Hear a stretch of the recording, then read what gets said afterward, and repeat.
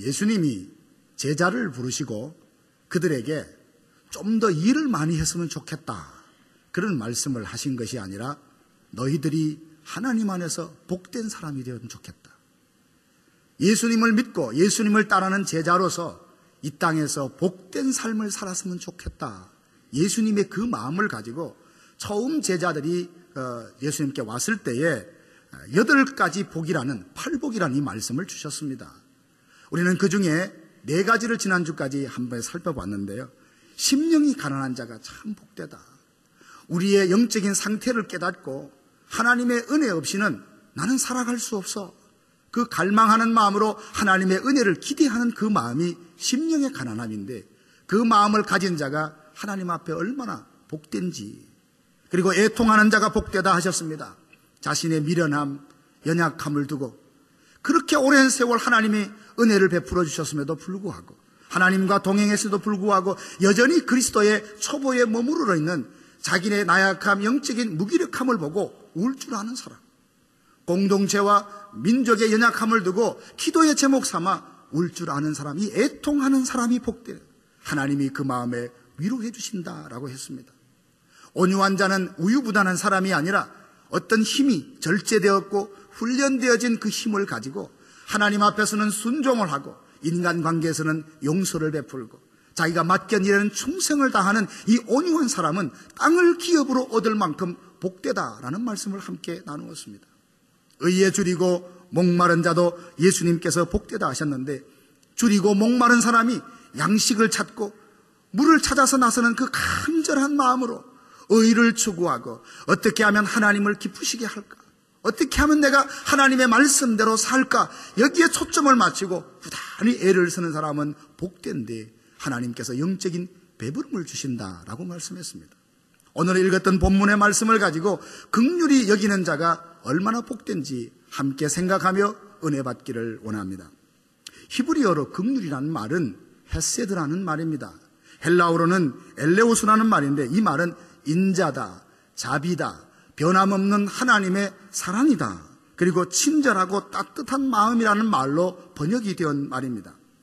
긍휼이라는 이 말은 사실 우리 인간에게 나오는 성품이 아니라 하나님의 성품에 속한 말입니다.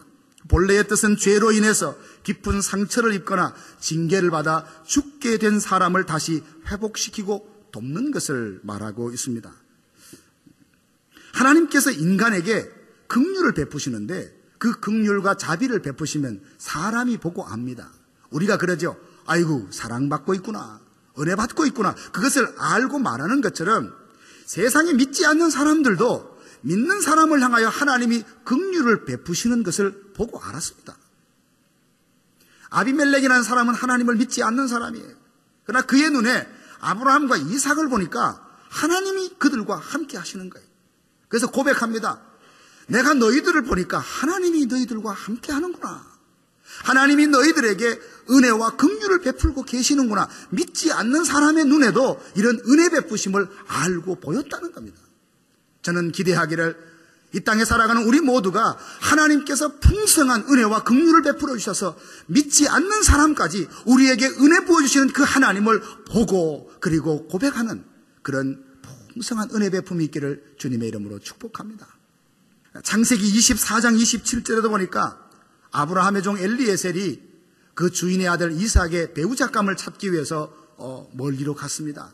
그 하란 땅에 가서 리브가를 만나게 되었고 그 집에 초청이 되어서 들어가서 자기 종 아브라함을 복주신 하나님을 찬양할 때 이렇게 말합니다. 여호와 하나님은 내 주인에게 인자와 성실을 끊이지 아니하셨습니다. 여기에 인자라는 말이 바로 긍휼이라는 말입니다. 신명기 7장 9절에도 보니까 하나님을 사랑하고 그 계명을 지키는 자에게는 1000대까지 인애를 베푸신다. 이게 1000대까지 인애를 베푸신다는 말이 하나님의 긍휼하심은 무궁무진하다는 말입니다. 잠깐 줬다가 빼앗는 그런 것이 아닙니다. 한 세대만 주는 것이 아니라 오고 오는 세대 가운데 그 풍성하신 긍휼을 하나님의 사람들에게 부어주신다. 이게 바로 우리가 믿는 하나님이십니다. 그러므로 긍휼이란 단순히 불쌍히 여기는 인간의 동정을 넘어서는 하나님의 변함없는 사랑을 말하고 있습니다. 성경에 보면 하나님의 긍휼함을 받았던 많은 사람들이 있습니다. 그 중에 야곱을 빼놓을 수 없습니다. 그는 참 비겁한 사람이라 그렇게 볼 수 있습니다. 태어날 때부터 형의 발꿈치를 잡고 태어났다라고 하는 그 뜻을 가진 이름이 야곱이 아닙니까? 자기가 원하는 것이 있으면 수단과 방법을 다 동원해서 취하고야 마는 사람이에요. 좀 세상 사람들이 좋게 보면 열정이 있고, 그리고 자기 나름대로 어떤 목표가 분명한 어떤 그런 사람이라고 칭찬할지 모릅니다. 그의 삶 가운데는 장자의 축복이 이미 자기 것으로 주어졌지만 아버지와 형을 속이는 방법으로 그걸 취했다가 아버지 집에서 함께 살지 못하고 20년 동안이나 하란이라는 곳에 외삼촌 집에서 그렇게 힘들게 고생하며 살았지 않습니까? 다시 집으로 돌아오게 되는데도 400명의 군대를 데리고 형이 자기를 맞으러 온다고 합니다. 아니 무슨 왕도 아니고 하나의 개인의 일개 개인이 집으로 돌아가는데 형이라는 사람이 군대를 데리고 올 일이 뭐가 있겠습니까? 2심 전에 앙금이 아직도 풀리지 않아서 나에게 아주 혼을 내려고 오는구나. 얼마나 두려웠겠습니까? 그런 삶을 살았던 사람이 바로 이 야곱입니다. 그런데 하나님은 야곱에게 긍휼을 베풀어 주셨어요. 은혜를 베풀어 주셨습니다. 그래서 승리자의 이름인 이스라엘의 이름이 그의 이름이 되었습니다. 베델 들판에 아무도 없는 그곳에서 나는 혼자다 생각하며 지쳐 잠들었을 때 하나님이 꿈에 나타나셔서 말씀을 해주십니다. 내가 어디로 가든지 내가 함께 해줄 것이다. 여러분, 그 말이 얼마나 야곱의 마음에 위로가 되었으면 힘이 되었을까요? 하나님의 약속한 말씀대로 20년 동안 하란 땅에 있을 때도 하나님이 함께 하셨습니다. 돌아오는 과정도 하나님이 함께 하셨어요. 인사도 없이 드라빔이라고는 개인의 그 우상을 들고 가버렸다라는 것 때문에 화가 났던 외삼촌 라반은 군대를 데리고 추격을 했습니다. 그래서 아주 만나기만 하면 그냥 너는 아주 가만두지 않겠다는 마음으로 왔지만 하나님이 야곱에게 긍휼을 베푸시니 그 밤에 라반의 마음에 하나님이 꿈에 나타나셔서 선악간 말하지 마라. 어떤 톤인지는 모르겠습니다. 그러나 느낌은 분명히 알아요. 라반이 흥분해서 갔지만 그 야곱에게 어떤 말도 할 수 없을 만큼 하나님의 그 어미하신 말씀을 들은 거예요. 하나님은 야곱을 이렇게 사랑하시고 긍휼을 베풀어 주셨습니다. 그리고 극적으로 형과도 화해도 해주게 만들으셨습니다. 하나님의 긍휼하심은 야곱에게만, 아브라함에게만, 특정한 어떤 사람에게만 주셨던 것이 아니라 오늘 예수 믿는 저와 여러분에게도 여전히 부어주고 계심을 믿으시기를 바랍니다. 우리 모두가 그 하나님의 긍휼하심을 받고 살아가고 있는 주인공들입니다. 긍휼함이라는 것은 예수님의 성육신을 통해서도 참 잘 드러납니다. 죄 가운데 빠진 인간을 버리지 못하시고 포기하지 못하시고 그들의 죄를 한 놈에 떠안고 그 죄를 대속하여 신이 십자가에 죽으시고 우리에게 구원을 주시며 하나님과 우리를 화목케 하시고 우리로 하여금 하나님 예수 그리스도와 함께 하늘나라를 상속할 수 있는 사람으로 회복하기 위하여 이 땅에 오신 그 성육신이 우리를 향한 긍휼하심의 모델입니다. 지금 세상을 보십시오. 그 어느 때보다도 긍휼함을 기대하고 또한 소망하는 사람들이 얼마나 많이 있습니까? 누군가 환난을 당한 그들에게 찾아가서 진정한 하나님의 긍휼 이것이다라고 전해줄 만한 사람을 기다리고 기대하고 있는 시대입니다. 환난당한 이웃에게 누가 가서 하나님의 긍휼을 전할 수 있겠습니까? 그것은 하나님의 긍휼하심을 경험한 사람입니다. 하나님의 인자하심과 선하심을 맛보아 아는 사람만이 진정 환난당한 그에게 찾아가서 하나님의 긍휼을 줄 수 있고 베풀 수 있는 사람인 것입니다. 그렇다면 다른 사람 아닌 저와 여러분이 바로 하나님의 긍휼을 전할 수 있는 최고의 책임자가 아닙니까? 왜냐하면 우리만큼 하나님의 긍휼하심을 받은 사람이 어디 있습니까? 우리만큼 하나님의 사랑을 받은 사람이 또 어디에 있겠습니까? 사랑하는 성도 여러분, 우리는 하나님의 풍성한 긍휼하심을 받고 사는 사람인 걸 믿으시기를 바랍니다. 하나님은 우리를 구원하심을 통하여 긍휼하심을 보여주셨습니다. 에베소서 2장 4절에서 5절에 보면 긍휼이 풍성하신 하나님이 우리를 사랑하신 그 큰 사랑을 인하여 허물로 죽은 우리를 그리스도와 함께 살리셨고 은혜로 구원을 받은 것이라. 허물과 죄로 죽었던 우리가 어떻게 살아났습니까? 자격 없는 우리가 어떻게 하나님의 자녀가 되었습니까? 어떻게 구원을 받았습니까? 하나님의 긍휼하심 때문입니다. 우리 모두가 예수님을 믿고 하나님의 자녀가 되었다는 그 자체가 나는 하나님의 긍휼하심을 받고 살고 있다는 증거가 아니겠습니까? 목적도 없이 소망도 없이 살던 우리가 하나님의 자녀가 되어서 저 천성을 향해 나아가는 순례자의 삶을 살아가고 있는 것도 하나님이 우리에게 주신 긍휼하심입니다. 하나님은 긍휼이 풍성하사 우리를 변함없이 사랑해 주십니다. 로마서 5장 5절에 보면 성령으로 말미암아 하나님의 사랑이 우리의 마음에 부음받음이라 라고 했습니다. 사랑을 하나님이 부어주신답니다. 성령님을 통하여 우리에게 하나님의 사랑을 부어주신대요. 그 사랑을 받고 우리가 살고 있지 않습니까? 뿐만 아니라 우리의 기도에 하나님은 응답해 주십니다. 이 세상에 보면 기도하는 사람이 참 많이 있어요. 어쩌면 알지 못하는 신이라고 해서 누군가 좀 내 억울한 사정을 들었으면 좋겠다, 누군가 내 답답한 사정을 좀 알아줬으면 좋겠다고 대상도 모르고 부르짖고 기도하는 사람들이 이 세상에 얼마나 많이 있는지 모릅니다. 그러나 우리는 대상을 분명히 압니다. 하나님을 향하여 하나님께 기도합니다. 그런데 그 하나님이 기도하면 예수 이름으로 기도하는 믿음의 성도들의 기도를 들어주십니다. 응답해 주셔요. 이게 바로 하나님이 우리를 향한 긍휼하심이에요. 예레미야 33장 3절에 보니까 너는 내게 부르짖어라. 그러면 내가 너에게 응답해 주겠다. 크고 비밀한 일을 너에게 보여주겠다 약속해 주셨습니다. 요한복음 14장 13절에 보면 너희가 내 이름으로 무엇이든지 내게 구하면 내가 시행하리라 라고 했습니다.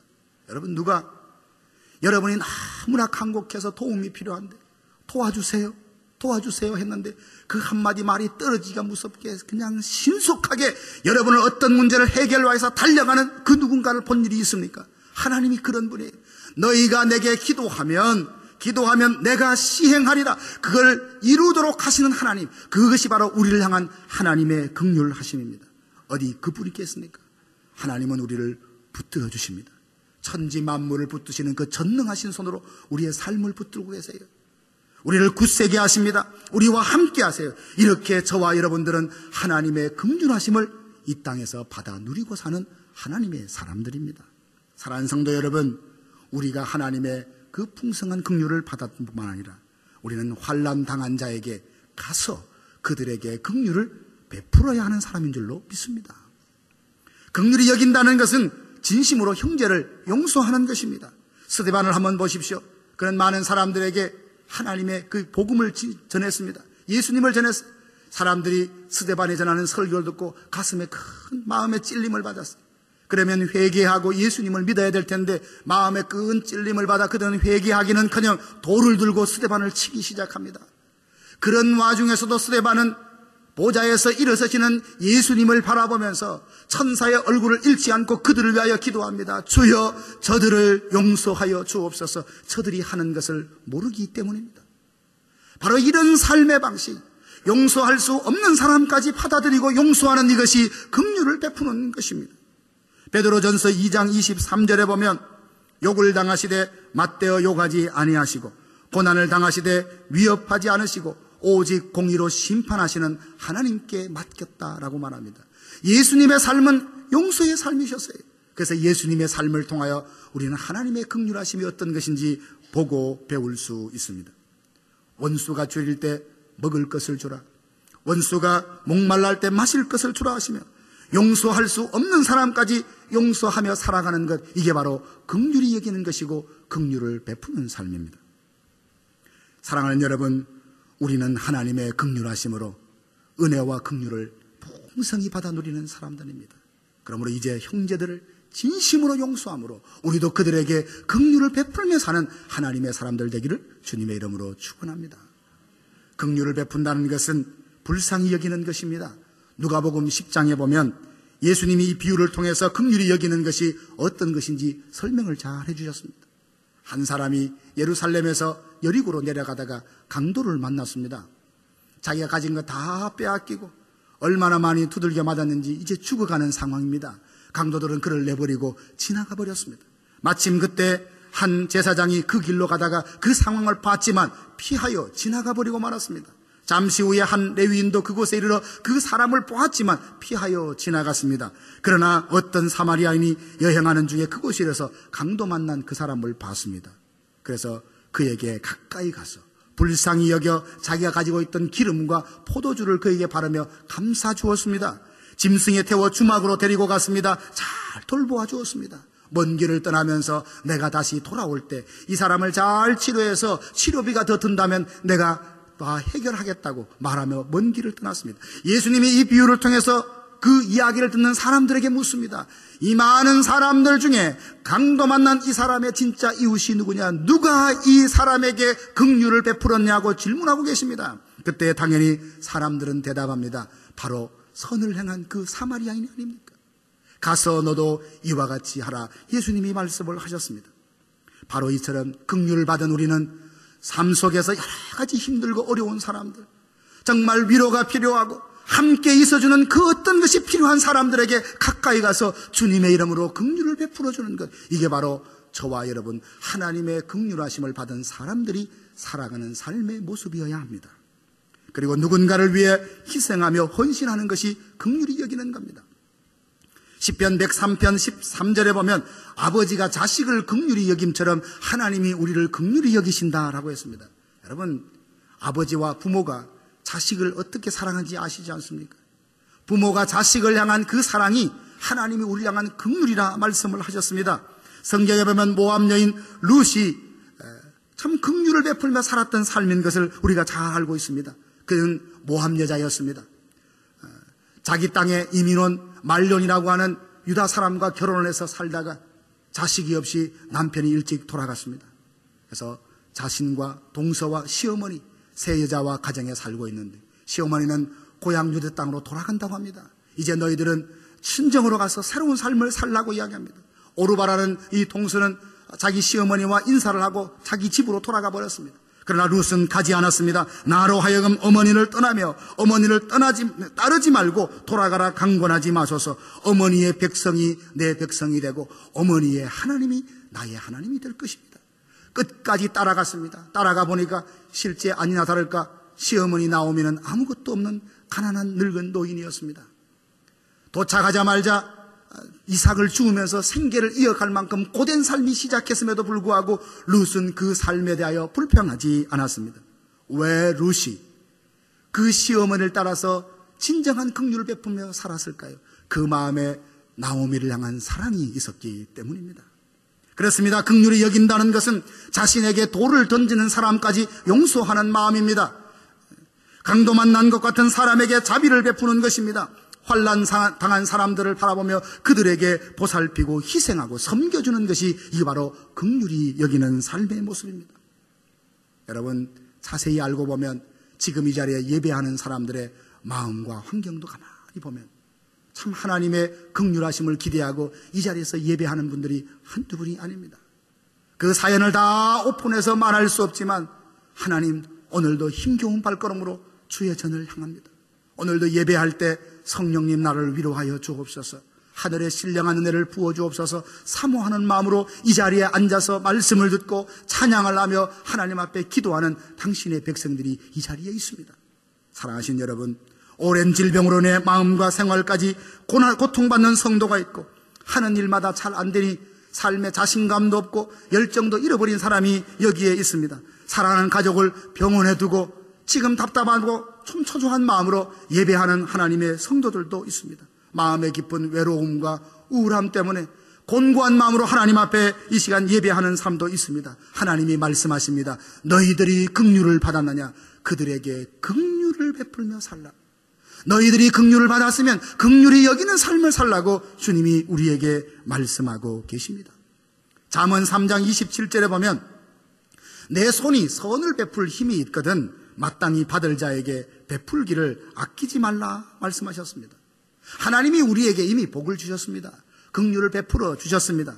그러면서 반드시 긍휼을 베풀어라 라고 말씀을 하고 계십니다. 여러분, 이 말씀에 순종하며 살아가는 사람들, 정말 다른 사람들을 돌보면서 긍휼을 베풀며 살아가는 사람들은 이런 어떤 삶의 뜻이 있습니다. 긍휼을 베푸는 사람은 축복의 통로처럼 살아가는 거예요. 우리가 많이 기도하지 않습니까? 창세기 12장에 아브라함에게 주셨던 너는 복의 근원이 될 것이다. 너를 축복하는 자를 내가 복주겠다라고 하신 하나님의 그 말씀을 따서 하나님 나도 축복의 통로 되고 싶어요. 하나님 나 축복의 통로 되고 싶어요. 얼마나 우리가 간절히 사모하는 마음으로 그 기도를 합니까? 그런 삶을 사모합니까? 여러분, 다른 것이 아닙니다. 내게 주신 은혜를, 내게 주신 사랑을 필요한 사람에게 나누어 주면서 나를 통하여 그 사랑과 은혜가 흘러가게 하는 것이 축복의 통로로 살아가는 삶인 것입니다. 그러므로 오늘 우리가 이 말씀에 순종하고 산다면 저와 여러분들이 축복의 통로로 살아가는 줄로 믿습니다. 뿐만 아닙니다. 긍휼히 여기는 사람은 청지기의 사명을 감당하는 사람이에요. 저와 여러분들은 가진 것이 나름대로 있습니다. 생명도 가졌고 가정도 가졌고 나름대로 가진 게 있어요. 그러나 그 모든 것의 진짜 주인은 내가 아니라 하나님이십니다. 하나님이 이 모든 것을 나에게 잠시 맡겨주셨을 뿐입니다. 그 믿음으로 살아가는 사람이 청지기예요. 청지기의 그 선함은 어디에 있냐면 주인의 필요에 따라 내게 맡겨주신 것을 때에 따라 나누어 주는 사람들입니다. 그러므로 긍휼을 베푸는 사람은 이 땅의 축복의 통로요 선한 청지기처럼 살아 마지막에 하나님 앞에 서면 하나님 앞에 잘했다 칭찬받을 하나님의 사람인 줄로 믿습니다. 그리고 긍휼히 여긴다는 그 사람의 마음에는 예수님이 가득한 겁니다. 아까도 말씀드렸듯이 우리의 마음에는 긍휼함이 없습니다. 우리는 그렇게 대단한 존재가 아니에요. 근사한 존재들이 아닙니다. 나 자신을 주목하라고 철저히 이기적인 그런 사람들입니다. 우리가 누군가를 긍휼히 여길 때는 그 마음에 내가 있는 것이 아니라 예수가 있는 거예요.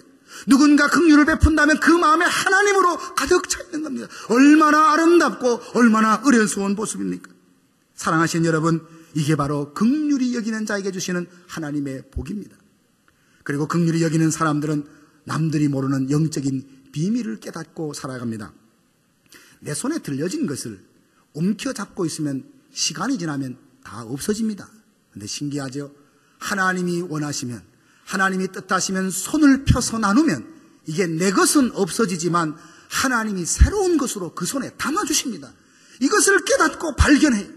아, 하나님 참 신실하시구나. 하나님 참 좋으신 분이구나. 나는 이게 전부인 줄 알고 끝까지 붙들고 있었는데 하나님 이것을 놓고 펴니까 내가 갖고 있었던 것은 없어졌지만 새로운 은혜를 부어주시는군요. 이 영적인 비밀을 긍휼히 여기는 사람에게 하나님은 깨닫게 해주십니다.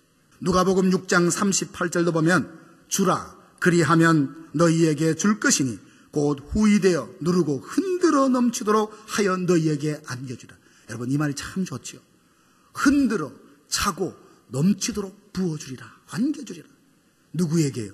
손을 벌려서 긍휼을 베푸는 사람에게, 주는 자에게 하나님이 안겨주시라 약속을 해주셨습니다. 잠언 19장 17절에 보니까 가난한 자를 불쌍히 여기는 것은 하나님께 꾸어드리는 것, 하나님께 빌려드리는 것이라 했습니다. 여러분 웬만한 신용이 있는 사람은 누군가에부터 뭔가를 빌렸다면 반드시 갚아주지요. 그 원금만 줍니까? 이자까지 더해서 주지 않습니까? 하나님은 어떤 분입니까? 우리에게 꾸어 가셔서 떼먹는 하나님 아니에요. 긍휼을 베푸는 그것이, 손을 벌려 베푸는 것이 하나님께 빌려드리는 것이라면 하나님은 이 세상에 어떤 보다 높은 이자를 얹어서 우리에게 되돌려주시는 하나님이십니다. 이 약속을 믿는 자만이 내가 있는 것을 손을 벌려서 긍휼히 베풀 수 있는 하나님의 사람이 될 수 있는 것입니다. 긍휼히 여기는 자에게 하나님은 넘치는 감사와 풍성한 기쁨으로 채워주십니다. 사도행전 20장인가 보면 바울에게 예수님이 친히 하신 말씀이 있습니다. 주는 자가 받는 자보다 복되다라는 말씀하셨어요. 실제 줘보면, 나누어 보면 그 마음에 한없는 기쁨이 그 마음에 샘솟는다는 것을 알게 됩니다. 받는다는 것은 그때는 좋지만 부담이에요. 누군가에게 선물을 받는 것도 기쁨이지만 때로는 부담 아닙니까? 그러나 내가 누군가를 기쁨으로 줄 수 있다면 얼마나 감사한 일입니까? 사랑하신 여러분, 긍휼히 여기라는 말씀을 들으면서 여러분 마음 가운데 반문하시는 분이 계실지 모르겠습니다. 아니 왜 다른 사람에게 긍휼을 베풀어야 한단 말인가? 그래야 된단 말인가? 하나님은 성경을 통하여 이것을 명령하고 계십니다. 신명기 15장 7절에서 17절 말씀에 보면, 11절 말씀에 보면 이런 말씀이 있습니다. 좀 깁니다만 제가 읽어드리겠습니다.